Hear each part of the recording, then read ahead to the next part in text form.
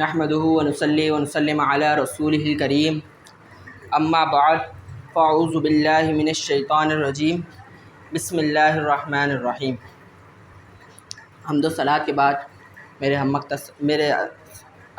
میرے قابل احترام اساتذہ کرام اور میرے ہم مکتب ساتھیوں، السلام علیکم ورحمۃ اللہ وبرکاتہ۔ تابع توحید کے متوالوں، شمع رسالت کے پروانوں، غوث اعظم کے دیوانوں، اولیاء امت کے جانثاروں اور شہداء ملت کے طلبگاروں، آج کا میرا عنوان ہے الا ان اولیاء اللہ لا خوف علیہم ولا هم یحزنون کے تحت اولیاء کرام کے فضائل۔ حاضرین محفل، اس دنیا کا عجب حال ہے، جدھر بھی نظر اٹھا کے دیکھیں خوف ہی خوف کا عالم ہے، ڈر ہی ڈر کا راج ہے۔ ہمارے سامنے اونچے اونچے پہاڑ کھڑے ہوتے ہیں، بڑی آب و تاب کے ساتھ کھڑے ہوتے ہیں، لیکن ان کو بھی اس خوف و دہشت کا ہوتا ہے کہ کہیں سے کوئی سنگ تراش نہ آ جائے۔ اور یہ درخت بڑے تناور اپنے پھلوں کے ساتھ شاداب و شادماں ہوتے ہیں، لیکن ان کے بھی پتے پتے کو یہ خوف ہوتا ہے کہ کہیں سے کوئی کاٹنے والا نہ آ جائے۔ آفتاب عالم جو کہ بڑی آب و تاب کے ساتھ چمک رہا ہوتا ہے، لیکن اس کو بھی یہ خوف ہوتا ہے کہ کہیں سے گرن نہ لگ جائے۔ ستارے ضرور مسکرا رہے ہوتے ہیں، لیکن وہ اس خوف سے کانپ رہے ہوتے ہیں کہ کہیں سے صبح کی سفیدی نہ آ جائے۔ حاضرین محفل، کمزور طاقتور سے ڈر رہا ہے اور مزدور سرمایہ دار سے ڈر رہا ہے۔ تو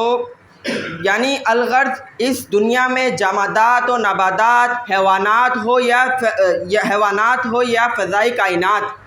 عالم اعلیٰ ہو یا عالم اسفل، زمین سے آسمان تک تمام چیزیں ڈر ہی ڈر کا راج ہے۔ تمام زمین سے آسمان تک ہر طرف ڈر ہی ڈر کا راج ہے۔ اب اس دنیا میں جہاں پر خوف اور ڈر کا راج ہے، جہاں پر خوف سے بھرپور یہ دنیا ہے، جدھر ہر کسی کو ڈر ہے، لیکن اسی آسمان کے نیچے اور اسی زمین کے اوپر اللہ تعالیٰ کی ایک ایسی مخلوق بھی بستی ہے جن کو کسی مخلوق کے خدا سے نہیں ڈر لگتا۔ وہ کسی مخلوق سے نہیں ڈرتے، انہیں کسی چیز کا غم نہیں ہے، بلکہ ساری کائنات ان سے خوف زدہ ہے۔ اب آپ سوال کریں گے کہ ایسے کون سی مخلوق ہے جو صرف خدا سے ڈرتی ہے لیکن مخلوق خدا سے نہیں؟ تو ایسی مخلوق ہے اور ان کا نام ہے اولیاء اللہ۔ یہ خدا کے نیک بندے ہوتے ہیں، اس لیے اللہ تعالیٰ نے قرآن مجید میں ارشاد فرمایا الا ان اولیاء اللہ لا خوف علیہم ولا هم یحزنون، کہ بے شک اللہ کے ولیوں کو نہ کوئی خوف ہے اور نہ کوئی ڈر۔ اب اللہ تعالیٰ کے خوف کی، حاضرین محفل، اللہ تعالیٰ کے خوف اور ڈر کی بات اگر کی جائے تو اللہ تعالیٰ کا خوف اور مخلوق کا خوف دونوں ایک جگہ پہ جمع نہیں ہو سکتے، کیونکہ دو خوف ایک جگہ پہ نہیں رہتے، یا تو خدا کا خوف ہوگا یا مخلوق کا خوف ہوگا۔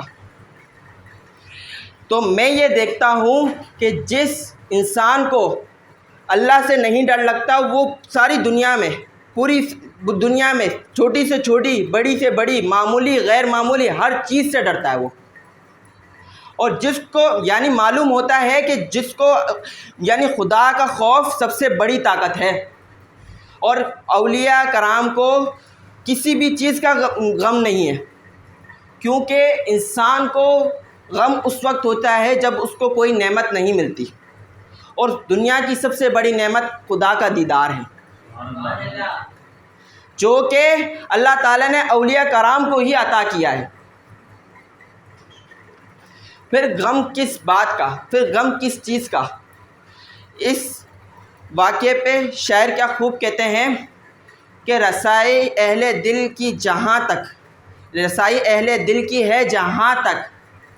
خرید والے نہ پہنچیں گے وہاں تک۔ حاضرین محفل، اللہ تبارک و تعالیٰ نے اپنے اولیاء کرام کو بہت کرامات سے نوازا ہے، لیکن اور بہت سے اولیاء کرام ہیں اللہ تعالیٰ کے، اللہ کے بہت سے اولیاء ہیں، لیکن ان میں سے ایک کا میں آپ کے سامنے ان کی کرامت کی جھلک آپ کے سامنے پیش کرتا ہوں کہ جن کا نام حضرت جنید بغدادی ہے۔ حضرت جنید بغدادی کا ایک واقعہ ہے کہ وہ دریا کو پار کر رہے تھے، تو ایک شخص کی نظر ان پہ پڑی اور اس نے اور حضرت جنید بغدادی یا اللہ یا اللہ یا اللہ کہہ رہے تھے، تو اس شخص نے کہا کہ مجھے بھی دریا پار کرنا ہے، میں کیا پڑھوں؟ تو حضرت جنید بغدادی نے کہا کہ تم پڑھو یا جنید یا جنید یا جنید۔ تو اب وہ شخص یا جنید پڑھ رہا تھا اور دریا پہ چلنے لگا۔ اب جب وہ چلنے لگا تو وہاں پہ من شر الوسواس الخناس، ایک خناس وسوسے والا آیا یعنی شیطان، اور اس نے یہ وسوسہ ڈالا کہ یہ تو یا اللہ یا اللہ یا اللہ کہہ رہا ہے، تو یا جنید کیوں کہہ رہا ہے؟ یعنی اس کے دل میں یہ بات آ گئی کہ اس کے دل میں یہ بات ڈال دی کہ یہ اللہ اس کی سن سکتا ہے تو تیری کیوں نہیں سن رہا، اس کو دریا پار کرا سکتا ہے تو تیرے کو کیوں نہیں پار کرا سکتا۔ اب اس کے دل میں یہ بات آ گئی، اب اس نے بولا یا اللہ، پہلی مرتبہ یا اللہ بولا پانی کے اندر، اب ایک دم سے جب ڈوب گیا تو حضرت جنید بغدادی نے کہا کہ تجھے میں نے کہا تھا کہ تو یا جنید کہے، تو وہ یا جنید کہتا ہے، پھر دوبارہ سے چلنے لگ گیا۔ اب جب چلنے لگا تو اب کچھ بولے تو وہ ڈوب جائے، تو کیا کرتا ہے کہ وہ پہلے دریا کو پار کر لیتا ہے، پھر حضرت جنید بغدادی سے کہتا ہے کہ اے جنید بغدادی کہ میں یا اللہ کہہ رہا تھا تو میں ڈوب رہا تھا، تو یا جنید کہہ رہا تھا تو میں صحیح چل رہا تھا دریا کے اوپر۔ تو انہوں نے کہا کہ تو جنید تک نہیں پہنچ سکا تو اللہ تک کیسے پہنچے گا؟ فما علینا الا البلاغ المبین، کہ تو